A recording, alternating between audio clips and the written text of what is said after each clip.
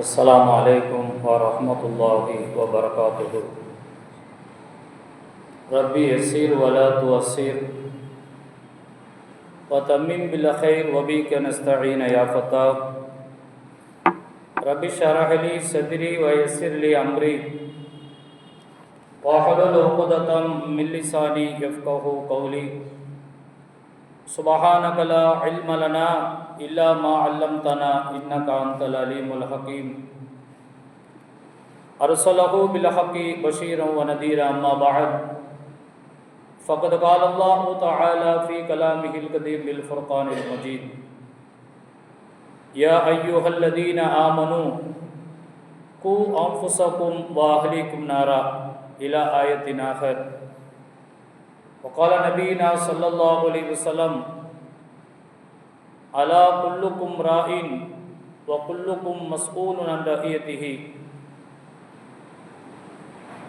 எல்லா புகழும் புகழ்ச்சியும் அகிலத்தை படைத்து பரிபாலிக்கக்கூடிய ரப்புல் ஆலமீன் அல்லாஹ்வுக்கு உரித்தாகட்டுமாக.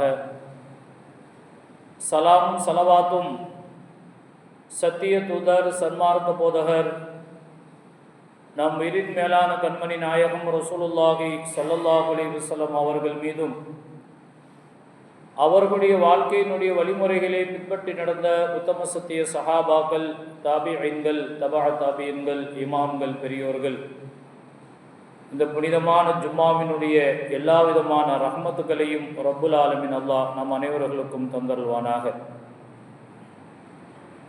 கண்ணியத்திற்கும் மிகுந்த மரியாதைக்கும் உரிய அல்லாஹ்வின் நல்லடியார்களே, அல்லாஹ் சுப்ஹானஹு தஆலா இந்த உலகத்திலே கொஞ்ச காலம் நம்மை படைத்து நமக்கு தேவையான எல்லா ஏற்பாடுகளையும் அவனே செய்து, ஆபத்து வரும் இடங்களில் அவனே பாதுகாத்து, நோய் ஏற்படும் போது அவனே ஆஃபியத்தை கொடுத்து, வழி தவறி போகும் இடங்களில் அவனே நேர்வழி காட்டி நம்மை பாதுகாத்து கொண்டிருக்கின்றார். அப்படிப்பட்ட ரப்புல் ஆலமீன் அல்லாஹ்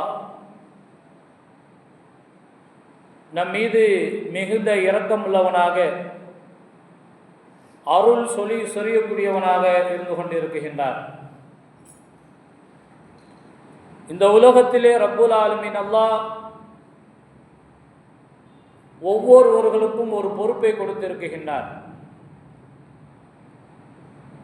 யாருமே அல்லாஹ்வினால் பொறுப்பு இல்லாமல் படைக்கப்படவில்லை.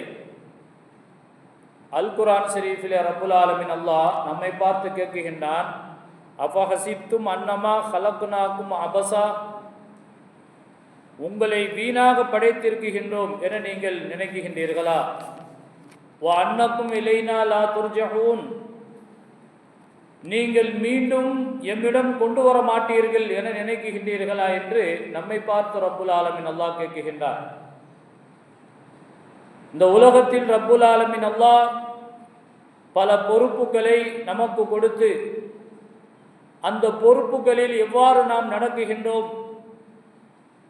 அந்த பொறுப்பு சம்பந்தப்பட்ட கேள்வி விசாரணை அல்லாஹ்விடத்தில் இருக்குகின்றது. அல்லாஹ்விடத்தில் நாம் கொடுக்கப்பட்டிருக்கக்கூடிய பொறுப்புகளுக்கு உரிய பதிலை சொல்லியாக வேண்டும் என்பது குறித்து ரப்புல் ஆலமீன் அல்லாஹ் நம்மை பார்த்து கேள்விகள் கேட்கின்றார். புகாரி ஷரீஃபிலே ஒரு ஹதீஸ் ஒன்று பதிவு செய்யப்பட்டு இருக்கின்றது: அலா குல்லுக்கும் ராயின் வ குல்லுக்கும் மஸ்ஊல் அன் ரஹியத்திஹி, நீங்கள் ஒவ்வொரு நபர்களும் பொறுப்பாளிகள், பொறுப்புதாரிகள். வ குல்லுக்கும் மஸ்ஊல் அன் ரஹியத்திஹி, அந்த பொறுப்பு குறித்து நீங்கள் விசாரிக்கப்படுவீர்கள், நீங்கள் கேட்கப்படுவீர்கள் என்று பெருமானார் ஸல்லல்லாஹு அலைஹி வஸல்லம் அவர்கள் சொல்கின்றார்கள். வர்ரஜுலு ராயின் ஃபீ பைத்திஹி, ஆண்கள் தன்னுடைய வீட்டிற்கு பொறுப்புதாரி. வீட்டில் இருக்கக்கூடிய மனைவிக்கும் பிள்ளைகளுக்கும் ஆண் பொறுப்பாளி. அந்த பிள்ளைக்கு கொடுக்க வேண்டிய கல்வி, அந்த பிள்ளைக்கு கொடுக்கக்கூடிய பொருளாதாரம், ஒழுக்கம், இது அனைத்திற்கும் பொறுப்பாளி ஆண்கள். வல் மர்அத்து ராயியத்துன் ஃபீ பைத்தி ஜௌஜிஹா, ஒரு பெண் தன்னுடைய கணவனுடைய வீட்டிற்குள் பொறுப்பாளி என்று பெருமானார் ஸல்லல்லாஹு அலைஹி வஸல்லம் அவர்கள் சொன்னார்கள். கணவனுடைய பொருளுக்கும் அனைத்து விதமான காரியங்களுக்கும் பொறுப்பாளி ஒரு பெண்ணாக இருக்கின்றார். ஒரு பிள்ளையை வளர்க்கும் விஷயத்தில் அந்த பெண்ணுக்கு மிகப்பெரிய பங்கு இருக்குகின்றது. வெளி வேலைகளுக்கு சென்று வெளி அலுவல்கள், சமுதாய சேவைகள் உட்பட அனைத்து காரியங்களையும் செய்வது ஆண்களுக்கும் பொறுப்பு இருக்குகின்றது. என்றாலும் வீட்டில் இருக்கக்கூடிய மனைவி பிள்ளைகளுக்கும் செய்ய வேண்டிய கடமைகள் குறித்தும் அவர்களுக்கு பொறுப்பு இருக்குகின்றது. இப்படி ரப்புல் ஆலமீன் அல்லாஹ் ஒவ்வொரு நபர்களையும் பொறுப்பாளியாக ஆக்கியிருக்கின்றான். அந்த பொறுப்புகள் குறித்து இன்ஷா அல்லாஹ் மறுமையில் நிச்சயமாக கேள்வி கேட்பான் என்பதை நாம் பயந்து கொள்ள வேண்டும். பெரியோர்களே, சகோதரர்கள், நாம் வாழக்கூடிய இந்த உலகம் இருக்குகின்றதே, இன்று பெரும் சவால்கள் நிறைந்த உலகமாக இருந்து கொண்டிருக்கின்றது. அருமையானவர்களே, ஈமானோடு ஒருவர் வாழ்வது பெரும் சவால். பல்வேறுபட்ட சூழ்ச்சிகள், பல்வேறுபட்ட மனதை கெடுக்கக்கூடிய எத்தனையோ விஷயங்கள், அதுக்கு மத்தியிலே நாம் வாழக்கூடிய இந்த வாழ்க்கை இருக்கின்றதே, பெரும் சவால்களுக்கு மத்தியில் சமாளித்து வாழக்கூடிய ஒரு வாழ்க்கையாக இருக்கின்றது. என்ன சவால்? இந்த உலகத்திலே அணுகுண்டு தயாரிப்பதல்ல, அதே போன்று நவீன போர் விமானங்களை கண்டுபிடிப்பது அல்ல பெரும் சவால், அல்லது விஞ்ஞானத்தினுடைய வளர்ச்சியாக இருக்கக்கூடிய சந்திரனையோ அல்லது சூரியனையோ அங்கு செல்வது அல்ல சவால். இதைவிட பெரிய சவால் என்னவென்று சொன்னால், நம்முடைய பிள்ளைகளை நல்ல வழியில் வளர்ப்பது. நம்முடைய அல்லாஹ் நமக்கு நிஅமத்தாக கொடுத்திருக்கக்கூடிய குழந்தைகளை நல்வழியில் வளர்ப்பது இருக்குகின்றது. அது இக்காலகட்டங்களிலே பெரும் சவாலாக இருந்து கொண்டு இருக்குகின்றது. பெரியோர்களே, சகோதரர்களே, இந்த குழந்தை வளர்ப்பு சம்பந்தமாக எத்தனையோ இந்த உலகத்தில் தோன்றிய வல்லுநர்கள், அறிஞர்கள் இது சார்ந்த விஷயங்களில் தோல்வியை சந்தித்திருக்கின்றார்கள் என்றெல்லாம் நாம் வரலாறுகளை பார்க்க முடிகின்றது. நமக்கு அல்லாஹ் சுப்ஹானஹு வ தஆலா தந்திருக்கக்கூடிய குழந்தைகள் பெரும் செல்வம். கண்ணியத்துக்குரியவர்களே, இந்த உலகத்திலே பல நோயாளிகள், பல்வேறுபட்ட நோயாளிகள், நோய் அதிகரித்திருக்கக்கூடிய ஒரு காலகட்டம். நீரழிவு நோய், சர்க்கரை நோய் என்று எங்கு பார்த்தாலும் பரவி மலிந்து காணப்படுகின்றது. சிறுநீரக பிரச்சனை, அதற்கு வாரந்தோறும் டயாலிஸ் செய்யக்கூடிய எத்தனையோ நோயாளிகள் நம்மிலே இருந்து கொண்டு இருக்கின்றார்கள். கிட்னி பாதிக்கப்பட்டு அதற்குண்டான மருத்துவத்தை மாதந்தோறும் செய்யக்கூடிய எத்தனையோ நோயாளிகள் நமக்கு மத்தியில் இருந்து கொண்டு இருக்கின்றார்கள். அருமையானவர்களே, இதுக்கெல்லாம் நாம் வைத்தியம் செய்கின்றோம். பல லட்சங்களை, பல ரூபாய்களை இதற்காக வேண்டி செலவு செய்கின்றோம். அருமையானவர்களே, ஒரு கிட்னியை சரி செய்வதற்கு இந்த உலகத்தில் இதுவரை இன்னொரு கிட்னி கண்டுபிடிக்கப்படவில்லை. இன்னொரு மனிதருடைய கிட்னி தான் அதை கலற்றி அதற்கு பொருத்துவதற்கு இவ்வளவு செலவுகள். என்றாலும் முன்பு எப்படி இருந்ததோ அதே போன்று இயல்பான முறையில் அவர் நடக்க முடிகின்றதா? 100% அவர் இயல்பான முறையில் முன்பு இருந்ததை போன்று அவர் செயல்பட முடிகின்றதா என்று பார்க்கக்கூடிய நேரத்தில் நிச்சயமாக கிடையாது. அதில் பாதி அளவு. இன்னும் சிலர்கள் 80% வேண்டுமானால் அந்த உறுப்பு மாற்றத்தின் மூலமாக தன்னுடைய வாழ்க்கையை கழிக்கக்கூடிய சூழல்களை பார்க்க முடிகின்றது.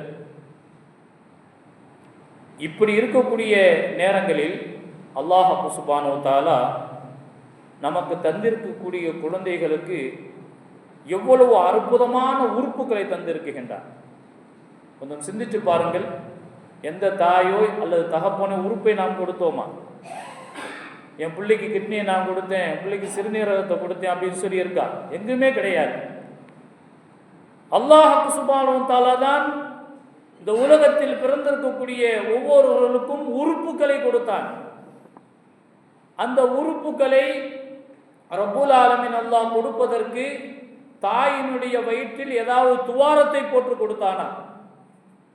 கண்ணியத்துக்குரிய பெரியவர்களே, சகோதரர்களே, அல்லாஹ் சுப்ஹானஹு வ தஆலா தன்னுடைய வல்லமையின் காரணமாக அழகான முறையில் அந்த குழந்தையை கருவுருவாக வைத்து அது வயிற்றிலே இருக்கும் பொழுதே ரப்புல் ஆலமீன் அல்லாஹ் உணவை கொடுத்து அதை வயிற்றிலேயே வளர்த்து சில மாதங்களுக்கு பிறகு அந்த குழந்தையை புவியிலே அழகான முறையிலே வெளியாக்குகின்றானே, இது எவ்வளோ பெரிய ஆற்றல் மிக்கது, எவ்வளோ பெரிய சிறப்பு மிக்கது என்பதை எல்லாம் நாம் சிந்து பார்க்க வேண்டும் பெரியவர்களே, சகோதரர்கள்.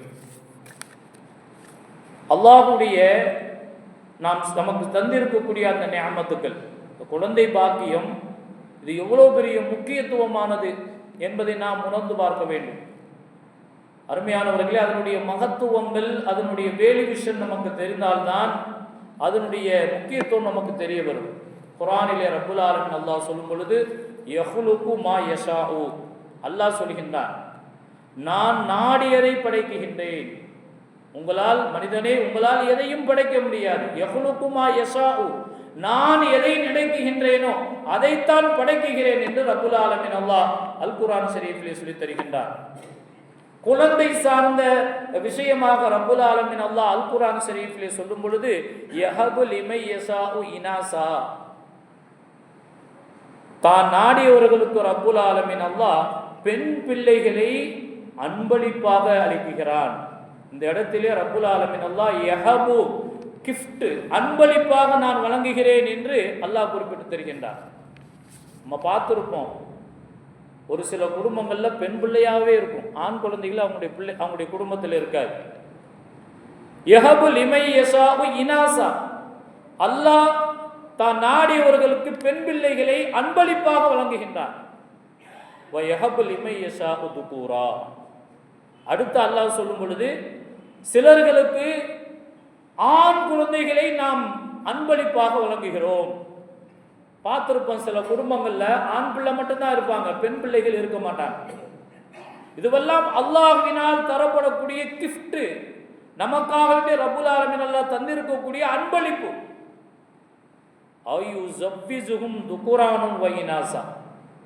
அடுத்து தொடராக ரப்புல் ஆலமீன் அல்லாஹ் சொல்லும் பொழுது சிலர் குடும்பங்களிலே ஆணையும் பெண்ணையும் கலந்து ரப்புல் ஆலமீன் அல்லாஹ் தருகின்றார். ஆண் பிள்ளைங்களும் இருப்பாங்க, பெண் பிள்ளைங்களும் இருப்பாங்க. இதுவெல்லாம் அல்லாஹ்வுடைய ஏற்பாடு, அல்லாஹ்வுடைய வல்லமை. இது அடுத்த ஸ்டேஜாக ரப்புல் ஆலமீன் அல்லாஹ் சொல்லும் பொழுது வயஜஅலு மையஷாஹு ஹகீமா, சிலருக்கு ரப்புல் ஆலமீன் அல்லாஹ் குழந்தை பாக்கியம் இல்லாமல் அவர்களை ஆக்கியிருப்பான். இதுவும் அவர்கள் விஷயத்தில் ரப்புல் ஆலமீன் அல்லாஹ் நலவை நாடி இருப்பதின் காரணமாக ரப்புல் ஆலமீன் அல்லாஹ் குழந்தை பாக்கியம் இல்லாமலும் இந்த உலகத்திலே அல்லாஹ் ஆக்கியிருக்கின்றான். ஆக குழந்தைகள் அல்லாஹ்வினால் நமக்கு தரப்படக்கூடிய அன்பளிப்புகள், பெரும் செல்வம் பெரியவர்களே, சகோதரர்கள். நபிமார்கள் துஆ கேட்டு இருக்கின்றார்கள் அல்லாஹ்விடத்திலே. ஜக்கரியா அலைஹிஸ்ஸலாம் அவர்கள் வஹப்லி மில்லதுன்க துர்ரியத்தன் தய்யிபா, யா அல்லாஹ் சாலிஹான சந்ததியை எனக்கு நீ அன்பளிப்பாக தருவாயாக. வஹப்லி என்ற வார்த்தையை, அன்பளிப்பு என்ற வார்த்தையைத்தான் ஜக்கரியா அலைஹிஸ்ஸலாம் அவர்களும் பயன்படுத்தி இருக்கின்றார்கள். இப்ராஹிம் அலைஹிஸ்ஸலாம் அவர்கள் ரப்பி ஹப்லி மினஸ் சாலிஹீன், யா அல்லாஹ் சாலிஹீனான நல்லடியாரான சந்ததியை நீ எனக்கு தருவாயாக என்று அல்லாஹ்விடத்திலே துஆ செய்ததாக நாம் அல் குர்ஆன் ஷரீஃபிலே நபிமார்கள் குழந்தை பாக்கியத்தை கேட்டு இருக்கின்றார்கள். அந்த குழந்தை பாக்கியம் அல்லாஹ் சுப்ஹானஹு வ தஆலா தந்திருக்கக்கூடிய பெரும் அன்பளிப்பு, பெரும் செல்வம் என்பதை நாம் உணர்ந்து பார்க்க வேண்டும் பெரியவர்களே, சகோதரர்கள். இப்படி ரப்புல் ஆலமீன் அல்லாஹ் பெரும் அருட்கொடையாக, பெரும் பொக்கிஷமாக குழந்தை பாக்கியத்தை தந்திருக்கின்றார். இப்பொழுது பெற்றோர்களாக இருக்கக்கூடிய நாம் என்ன செய்யணும்? அருமையானவர்களே, நரகத்திலிருந்து அந்த குழந்தையை பாதுகாப்பதற்குண்டான எல்லா விதமான வழிகளையும் நாம் கையாள வேண்டும். அதற்குண்டான திட்டங்களையும் அதற்குண்டான முயற்சிகளையும் நாம் செய்ய வேண்டும். ஒரு தந்தை தன்னுடைய பிள்ளையை நல்ல விதமாக படிக்க வைக்கிறார், அதன் காரணமாக பட்டம் பெறுகிறார், நல்ல வேலைக்கு அமர்கிறார். அருமையான பெரியோர்களே, சகோதரர்களே, எனவே இத்தோடு என்னுடைய பொறுப்பு நீங்கிருச்சு, நான் படிக்க வச்சேன், அது தகுந்த வேலையில் அமர்ந்துட்டேன், என்னோட பொறுப்பு நீங்கிருச்சு அப்படின்னு சொல்ல முடியுங்களா? அதே போன்று என்னுடைய பிள்ளைகளுக்கு நான் நிக்கா செய்து முடித்து வைத்து விட்டேன், அல்லது என்னுடைய பிள்ளைகளுக்கு நான் வீடு கட்டி கொடுத்து விட்டேன், இத்தோடு என்னுடைய பொறுப்பு நீங்கிவிட்டது என்பதாக சொல்ல முடியுமா? அருமையான பெரியவர்களே, சகோதரர்களே, இஸ்லாத்தின் அடிப்படையில், முஃமின்கள் என்ற அடிப்படையில் நிச்சயமாக அது கிடையவே கிடையாது. எப்பொழுது உங்களுடைய பொறுப்பு முடியும், எப்பொழுது உங்களுடைய பொறுப்பு நீங்கும் என்று சொன்னால், அந்த பிள்ளைகள் சொர்க்கத்தை அடைந்தால்தான் உங்களுடைய பொறுப்பு நீங்கியது என்று அர்த்தம். அப்போ சொர்க்கம் செல்வதற்குண்டான அளவிற்கு அந்த பிள்ளைகளுக்கு நாம் நல்லொழுக்கம் உள்ளவர்களாக வளர்க்க வேண்டும், அதற்குண்டான விஷயங்களில் அவர்களை உருவாக்க வேண்டும். அந்த பிள்ளைகள் சொர்க்கம் போனால்தான் நம்முடைய பொறுப்பு நீங்கியது என்று இஸ்லாமிய பார்வையில் அது பார்க்கப்படுகின்றது. பெரியோர்களே, சகோதரர்கள், அல் குர்ஆன் ஷரீஃபில் ரப்புல் ஆலமீன் அல்லாஹ் சொல்லும் பொழுது, யா அய்யுஹல்லதீன ஆமனு கூ அன்ஃபுஸக்கும் வ அஹ்லீக்கும் நாரா, ஈமான் கொண்ட விசுவாசிகளே என்பதாக சொல்லி முஃமின்களை அழைக்கின்றான். கூ அன்ஃபுஸக்கும், முதலிலே உங்களை நீங்கள் நரக நெருப்பிலிருந்து பாதுகாத்துக் கொள்ளுங்கள். நரகத்தில் நுழையாமல் இருப்பதற்குண்டான வழிகளை அமல்களின் மூலமாக நீங்கள் செய்து அந்த நரகத்திலிருந்து உங்களை தற்காத்துக் கொள்வதற்குண்டான வழிகளை நீங்கள் மேற்கொண்டு உங்களை நரகத்திலிருந்து உங்களை பாதுகாத்துக் கொள்ளுங்கள். அஹ்லீக்கும் நாரா, உங்களுடைய குடும்பத்தார்களையும் நரக நெருப்பிலிருந்து நீங்கள் பாதுகாத்துக் கொள்ளுங்கள். குடும்பத்தார்கள் என்று சொன்னால் மனைவி, பிள்ளை, அவர்களையும் நரக நெருப்பிலிருந்து நீங்கள் பாதுகாத்துக் கொள்ளுங்கள் என்று அல் குர்ஆன் ஷரீஃபிலே ரப்புல் ஆலமீன் அல்லாஹ் குறிப்பிட்டு தருகின்றார். அருமையானவர்களே, நாளை மஹ்ஷர் மைதானத்திலே அல்லாஹ் சுப்ஹானஹு வ தஆலா கேள்வியை நம் மீது கேட்க இருக்கின்றான். குழந்தை உனக்கு பொக்கிஷமாக தந்தேன், அந்த குழந்தையை எவ்வாறு நீ வளர்த்தாய், அந்த பிள்ளைகளுக்கு நீ எதை போதித்தாய், அந்த பிள்ளைகளுக்கு ஒழுக்கத்தை நீ கற்றுக் கொடுத்தாயா, வெக்கத்தோடு வாழ வேண்டும் என்ற முறைகளை நீ கற்றுக் கொடுத்தாயா என்று நாளை மஹ்ஷர் மைதானத்திலே கேள்வி கணக்கு இருக்குகின்றது. நாம் எதை நாம் பதிலாக சொல்வோம்? நிச்சயமாக இதை செய்யாதவர்கள் நிச்சயமாக நாம் மாற்றிக்கொள்வோம். அருமையானவர்களே, நாம நினைக்கிறோம் இபாதத்து செய்யலைன்னா தான் அல்லாஹ் நம்மளை தண்டிப்பான். தொழுகலை, நோன்பு வைக்கலை, ஜக்காத்து கொடுக்கல, ஹஜ்ஜு செய்வதற்குண்டான சக்திகள் இருந்தும் ஹஜ்ஜு செய்யலைன்னா அல்லாஹ் நம்ம தண்டிப்போம் அப்படின்னு நம்ம நினைக்கிறோம். நிச்சயமா அல்லாஹ் அதுக்கும் தண்டிப்பான்.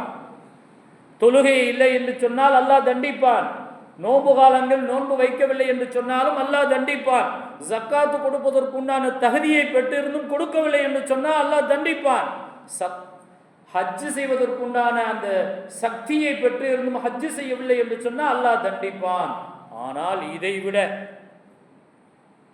பிள்ளைகளை நல்ல விதமாக வளர்க்காதவர்களையும் ரப்புல் ஆலமீன் அல்லாஹ் தண்டிப்பான் என்பதை நாம் புரிந்து கொள்ள வேண்டும். பெரியோர்களே, சகோதரர்கள், குழந்தையினுடைய வளர்ப்பில் எத்தனை பேர் நாம் திருப்தி அடைஞ்சிருக்கிறோம்? இன்னைக்கு நம்முடைய எண்ணங்கள் எப்படி இருக்குது? என் மகன் ஒரு கடை வச்சு நடத்துறார், அல்ஹம்துலில்லாஹ் அப்படின்னு மன நிறைவு கொள்றோம். இது இஸ்லாமிய பார்வையில் திருப்தி கிடையாது. என்னுடைய பிள்ளை ஒரு நகைக்கடை வச்சிருக்கிறார், அல்ஹம்துலில்லாஹ் அப்படின்னு நாம நினைக்கிறோம். இது இஸ்லாமிய பார்வையில் திருப்தி கிடையாது.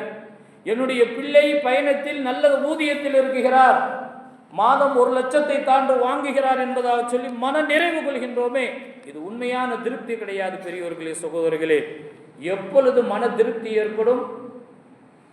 பெற்றோருக்காக வேண்டி துஆ செய்யக்கூடிய பிள்ளை, பெற்றோருக்காக வேண்டி துஆ செய்யக்கூடிய பிள்ளையை நாம் உருவாக்குவதுதான் உண்மையிலேயே மன திருப்தி என்பதை நாம் புரிந்து கொள்ள வேண்டும். பெரியோர்களே, சகோதரர்கள், என் மகன் எனக்காக வேண்டி துஆ செய்கிறார், நான் அதை என்னுடைய காதுகளால் அதை கேட்டு இருக்குகின்றேன், அவருடைய துஆவை நான் பார்த்து இருக்குகின்றேன் என்று பார்த்தவர்கள் சொல்லலாம், என் பிள்ளை எனக்காக வேண்டி துஆ செய்கிறார்.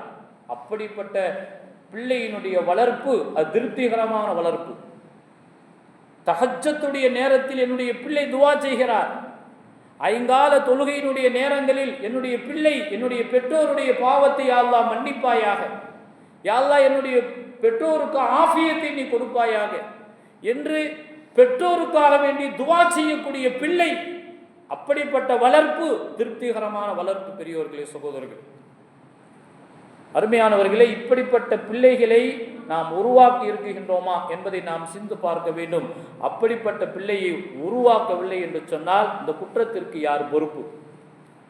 பெற்றோருக்காக வேண்டி துவா செய்யாத பிள்ளையை விட்டு சென்றிருக்கக்கூடியவர்கள், இந்த குற்றத்திற்கு யார் பொறுப்பு? நிச்சயமாக ஒவ்வொரு பெற்றோர்கள் தான் பொறுப்பு. பெரியவர்களே, சகோதரர்களே, சூரத்துல் ஃபாத்திஹா அதையாவது நம்முடைய பிள்ளைகளுக்கு கற்றுக் கொடுத்திருக்கின்றோமா? நம்முடைய நாவினால் நம்முடைய மதரசாவுக்கு அனுப்பி வைக்கிறோம். நம்முடைய பிள்ளைகளுக்கு சூரத் எத்தனையோ சூறாக்கள் இருக்குகின்றது. அதில் சூரத்துல் ஃபாத்திஹா என்று சொல்லக்கூடிய அல்ஹம்து சூறாவையாவது நம்முடைய பிள்ளைகளுக்கு கற்றுக் கொடுத்திருக்கின்றோமா? அருமையானவர்களே, ஒரு நாளைக்கு 11 தடவை சூரத்துல் ஃபாத்திஹாவை ஓதினோம் என்று சொன்னால் உங்களுடைய கபரு நாளை கபூரிலே வைக்கப்பட்டதற்கு பிறகு அந்த சூரத்துல் ஃபாத்திஹா கபூரிலே ஒளியை ஏற்படுத்தும். ஹதீஸ் இது. நம்முடைய பிள்ளைகளுக்கு அந்த குறைந்தது அல்ஹம்து சூறாவையாவது நாம் கற்றுக் கொடுத்திருந்தால் அந்த பிள்ளை தினமும் ஓதக்கூடிய அந்த பழக்கம் அதனிடத்தில் இருந்தது என்று சொன்னால் பெற்றோர் மரணித்ததற்கு பிறகு அந்த பிள்ளை ஓதக்கூடிய ஒரு சூரத்துல் ஃபாத்திஹா அவருடைய கபூரில் பிரகாசத்தை ஏற்படுத்தும். அருமையானவர்களே, நம்ம அந்த முயற்சிகளை செஞ்சிருக்கிறோமா? அந்த விஷயங்களை நம்ம கற்றுக் கொடுத்திருக்கிறோமா என்பதை நாம் சிந்தித்து பார்க்க வேண்டும். ஊரில் எத்தனையோ நல்ல குடும்பங்கள், ஊரில் நல்ல பேர், அது நல்ல சீதேவித்தனமான குடும்பம், நல்ல குடும்பம் என்பதாக சொல்லி போற்றி புகழப்படுகின்றது ஊர் மக்களால். ஆனால் பிள்ளைகள் மூதேவிகளாக இன்று உருவாகி கொண்டிருக்கின்றார்கள். ஆண் பெண் பிள்ளைகளிடத்தில் இபாதத்து இல்லை, வெட்கம் இல்லை, ஒழுக்கம் இல்லை, பல்வேறுபட்ட போதையினுடைய வஸ்துக்களை அருந்தக்கூடிய தீய பழக்க வழக்கங்கள். பிள்ளைகள் பேறு பெற்றிருந்த மிகச் சிறந்த குடும்பத்தார்கள் என்று பெயர் வாங்கியிருந்த அந்த குடும்பத்திற்கு இழுக்க ஏற்படுத்தக்கூடிய எத்தனையோ பிள்ளைகள் கொண்டு இருக்கின்றார்கள். இதற்கு என்ன காரணம் என்பதை நாம் சிந்து பார்க்க வேண்டும். பெரியவர்களே, சகோதரர்களே, அருமையானவர்களே, குழந்தையினுடைய வளர்ப்பில் எம்பெருமானார் ரசூலே கரீம் ஸல்லல்லாஹு அலைஹி வஸல்லம் அவருடைய வழிமுறையை நாம் பேணி வளர்க்கவில்லை. இதுதான் காரணம். நம்முடைய பிள்ளைகள் சீர்கெட்டு போனதற்கு என்ன காரணம்?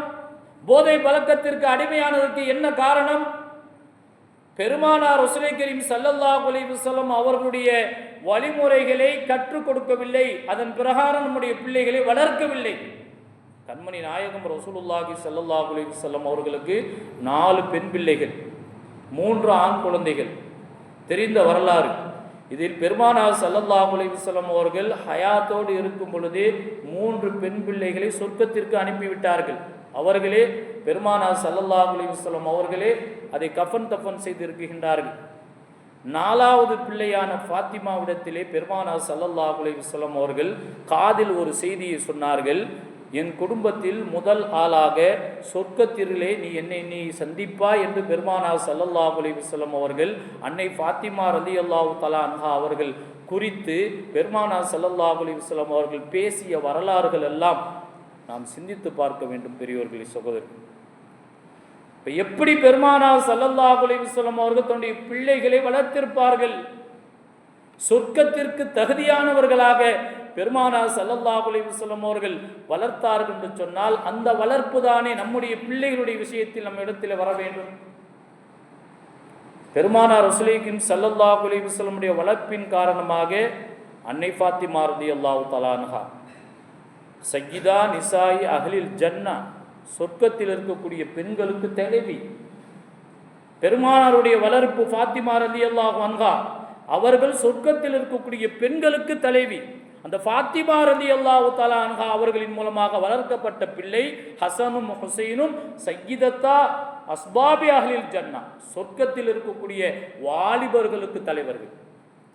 இப்போ எப்படி பெருமானார் ஸல்லல்லாஹு அலைஹி வஸல்லம் அவர்கள் தன்னுடைய பிள்ளையை வளர்த்தார்கள். அந்த பிள்ளை தன்னுடைய பிள்ளை எப்படி வளர்த்தது என்பதை நாம் சிந்தித்து பார்க்க வேண்டும். பெரியவர்களே, சகோதரர்கள், உங்களுடைய பிள்ளைகள் துவா செய்யக்கூடிய பிள்ளைகளாக மாற வேண்டும். அதற்கு 2 வழிமுறைகள். நமக்கு நம்ம பிள்ளை துவா செய்யணும்னா நம்ம முதல்ல சரியா இருக்கும். ஒரு தந்தை சாலிஹான அமல் செய்யக்கூடியவராக இருக்கும்.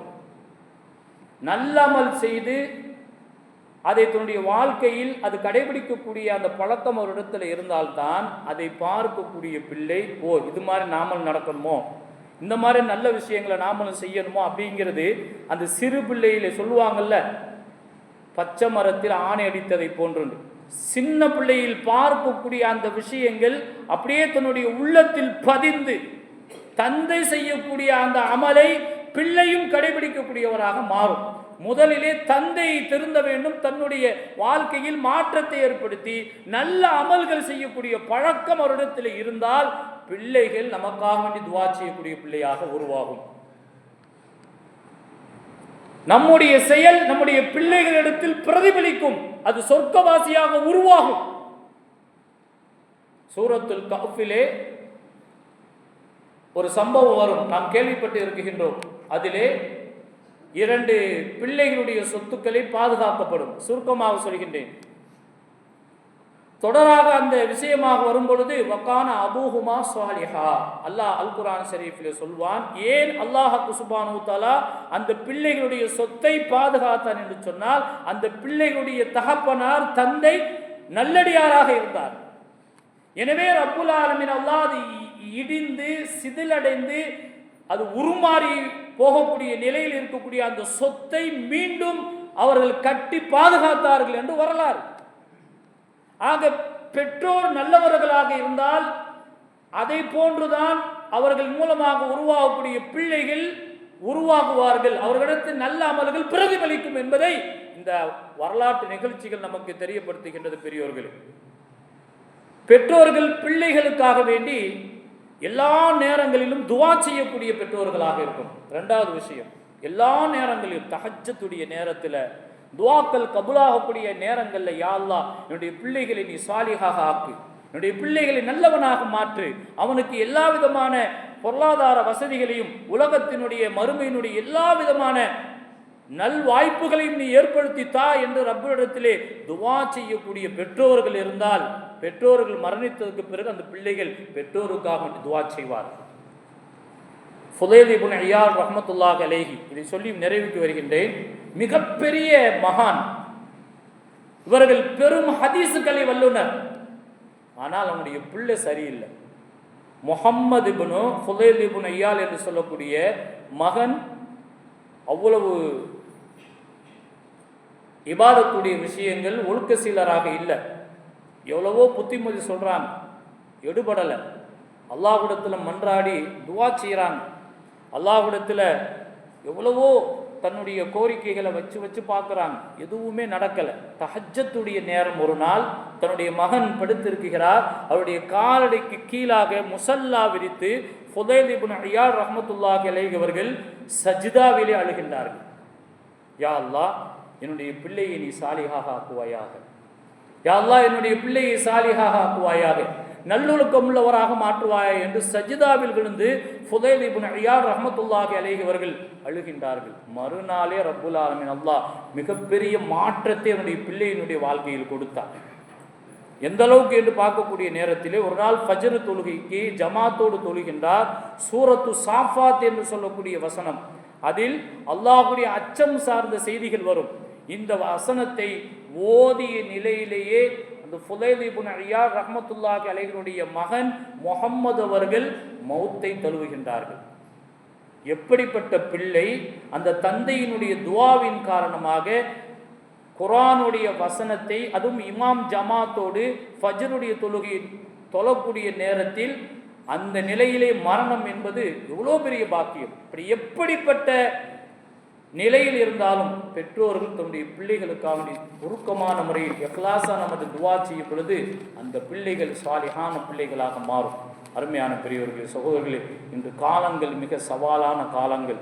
பல தீமையான காரியங்கள் நிறைந்து இருக்குகின்றது. வழிகெடுப்பதற்கு நம்முடைய பிள்ளைகள் சீர்கெட்டு போவதற்கு எத்தனையோ வழிகள். இதற்கு மத்தியிலே நம்முடைய பிள்ளைகளை நல்லொழுக்கத்தை அவர்களுக்கு ஊட்டி மிகவும் கண்காணிப்போடு அவர்களுக்கு எங்கே செல்கின்றார்கள், என்ன செய்கின்றார்கள் என்பதை உற்று நோக்கி கண்காணித்து அவர்களை வளர்ப்பது பெற்றோர்களாக இருக்கக்கூடிய நம் மீது கடமையாக இருக்கின்றது. ரப்புல் ஆலமீன் அல்லாஹ் நாளை மஹ்ஷர் மைதானத்தில் நிறுத்தி நம்மை கேள்வி கேட்காமல் நம்மை பாதுகாத்து பெற்றோர்கள் நல்ல ஒழுக்க சீலர்களாக